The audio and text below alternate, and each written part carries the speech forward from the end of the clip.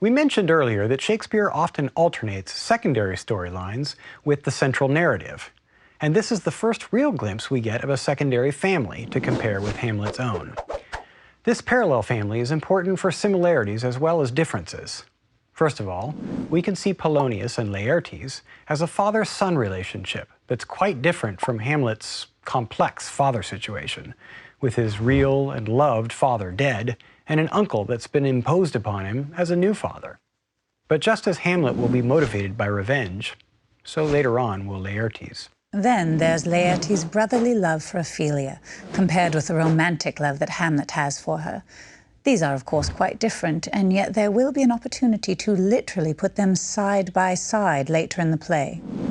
Although we've already discussed the issue of whether all this advice will be heeded by the various characters, it's also worth mentioning that Shakespeare is introducing the notion of advice as a general problem in the play. When others offer us suggestions for action, or even give us direct orders, they often do so while lacking a full picture of our situation. The same problem occurs with the kind of abstract advice that's offered by proverbs or moral rules.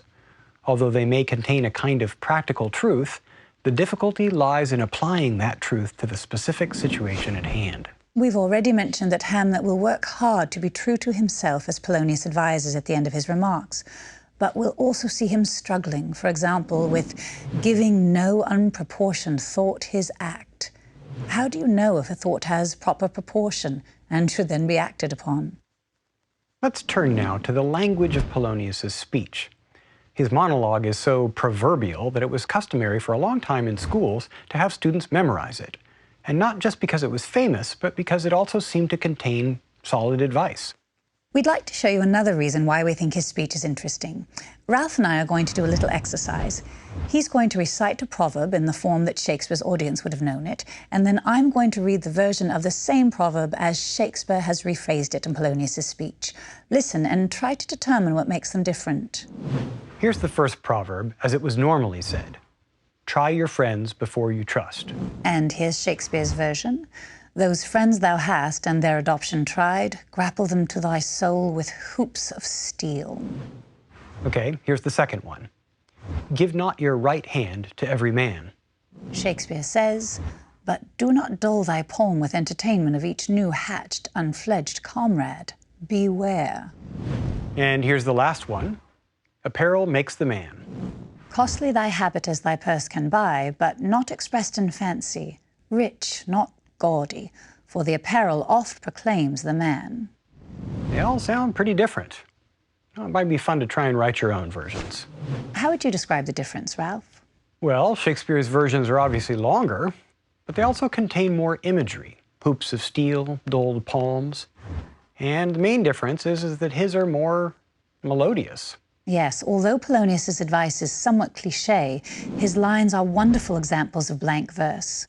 Sarah, maybe you should explain for our audience what blank verse is. Of course.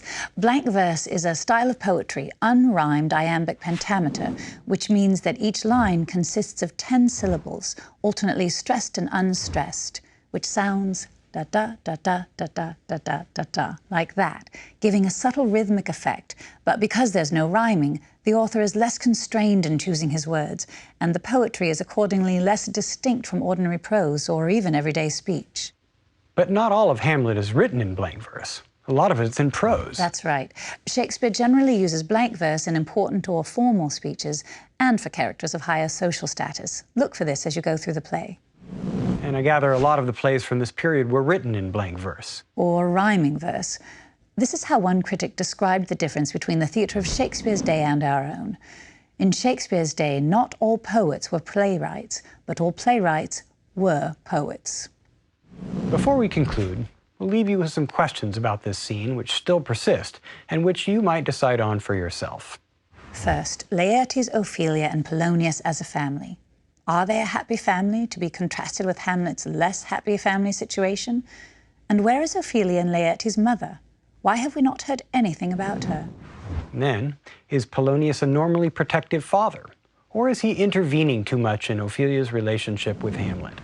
Is Ophelia too docile, agreeing with whatever her father and brother advise and not thinking for herself? Or is she simply a good daughter, respecting her father's wishes until there's a good reason to do otherwise? And finally, Polonius's character.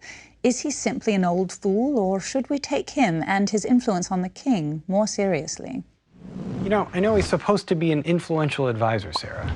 But obviously Shakespeare's just making fun of him, and I think making fun of advisors more generally through this character. Well, that's a bit hasty, Ralph. Hasty like Polonius himself.